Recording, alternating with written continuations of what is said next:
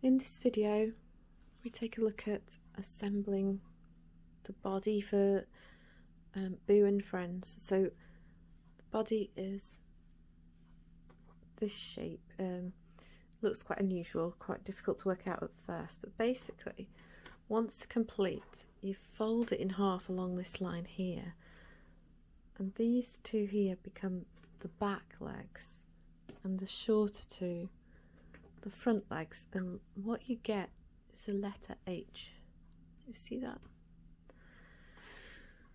So we fold them over and sew them, sew them together, and I begin using the long tail which is left in this top corner. So I've threaded my needle, and as with all of this project, I'm just going to see if there's a side I prefer. They're both equally fluffy, but I really don't think I can see a difference. So when you do the head using this yarn, working in the round, I do notice a huge difference from one side of the work to the next, as you'll see in the video on the head, but in this case flat, you can't tell any difference. So I'm using the tail end, which I've left nice and long, and sewing the two pieces together. So I take a piece from underneath and a piece from the top, and I over sew. Get away with over sewing this toy because it's so fluffy and tufty that you can't see your sewing.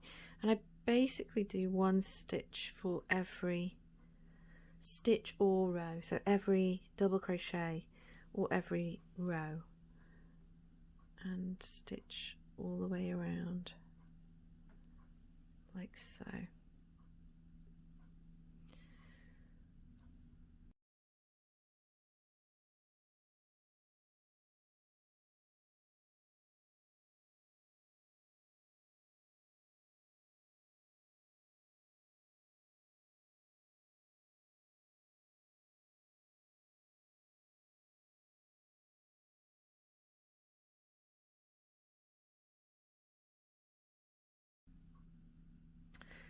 And when I'm working into these corners here, I'm making sure that the body parts match, so your work can stretch as you're sewing. If you don't keep an eye on it, you can get out of line. What you can do is put a couple of stitch markers here and here to mark these places, key points, corners. I tend to just hold them with my fingers, so whilst I'm sewing here I know that corner is tight, just to keep an eye on any movement that might take place. And then we sew here across the body parts, so the crossbar of the H, if you like.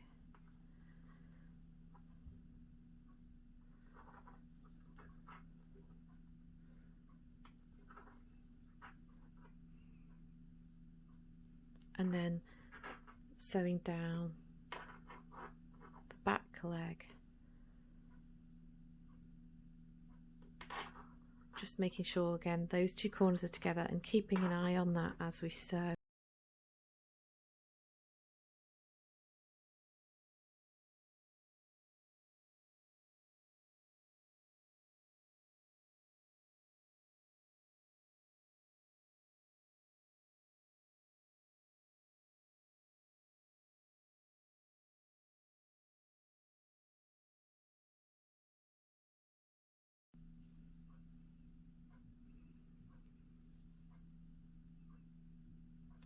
And then we don't stuff all of the legs, just a ball of fluff in the bottom. So I'm going to go to this corner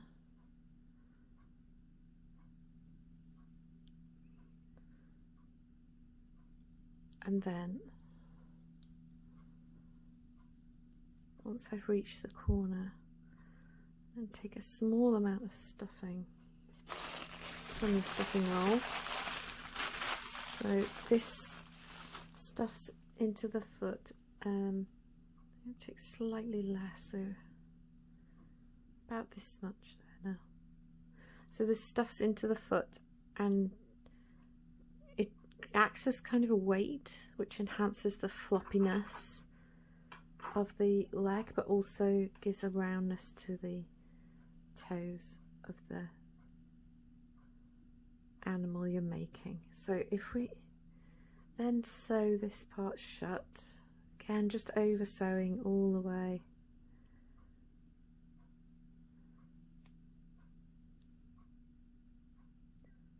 like so, making sure you do a stitch in every double crochet, every row.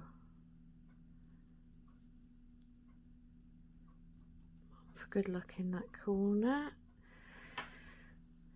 just to make sure, and then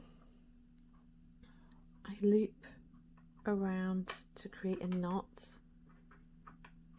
and then I sew in this end into the fabric, leaving plenty of tail end inside the toy, so that if I need to do a repair at any time in the future, I can find that tail end to do the repair with. So there we go. Oh, my needle came off. I'm happy with that. I'll cut that there. So we've now got a small ball of stuffing in the end of this foot. Not this one yet, because this is still open all the way across the top. And then we do the same on the other side, but this time I'll start in this fold here. So let me show you how I go about joining my yarn to my work to sew the next part. Oh, where's my tail end? There it is. So I'm going to thread the needle onto the ball of yarn that's left, and here I've folded in half, and in this fold corner I'm going to pop my needle through, and I'm going to tie that, leaving enough here to sew this end in. I'm simply going to tie that in a knot. There we go. The method I use for sewing up here is not necessarily the method I would use for sewing all amigurumi toys, but this fluffy fabric enables you to work this way. So we've got this tail end here, which we're going to sew in later. Now I draw out about 30 to 40 centimetres. 40, I think, be on the brave side, because if you're using the kit, there's plenty of yarn available. I'm going to thread that long tail and begin to sew in the same manner all the way around the edge. Now you could at this point just tuck this spare tail in, but I don't, because I just like to sew it in. I feel it's more secure that way, so I sew in the ends once I've finished. So I've stitched across the bottom here to the corner, and then once again I'm going to get a small ball of stuffing and just pop that in the toe end, pinch that closed and sew all the way up to the body point. And here I'm keeping an eye on this point, minding that I'm not overstretching my work or one leg longer than the other, so that the fabric that we've made joins nice and neatly. At that point you could put a stitch marker there if it makes you happier.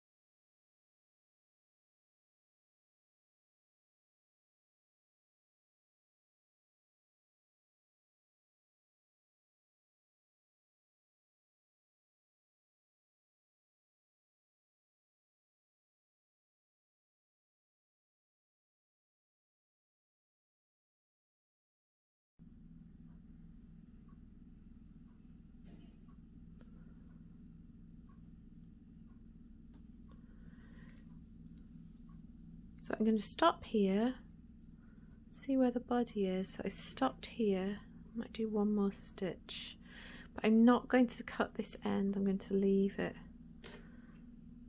I'm going to join a piece in the same way as we did before to the other side, just 20 to 30 centimeters.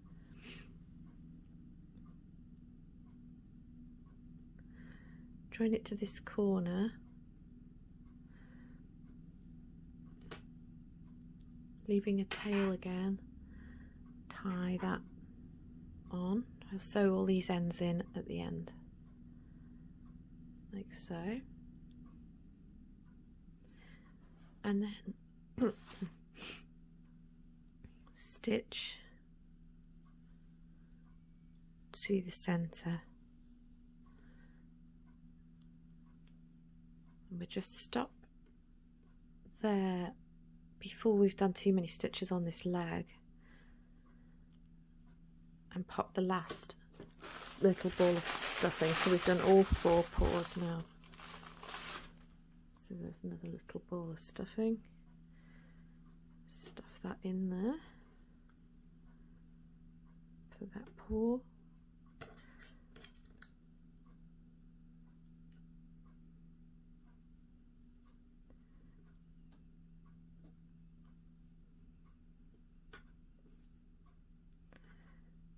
And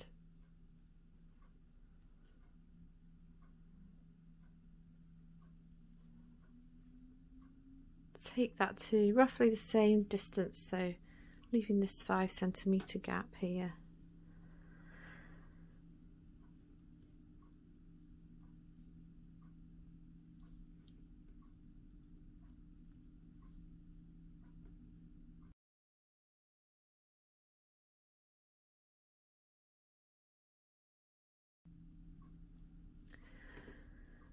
So I've tied these 2 ends together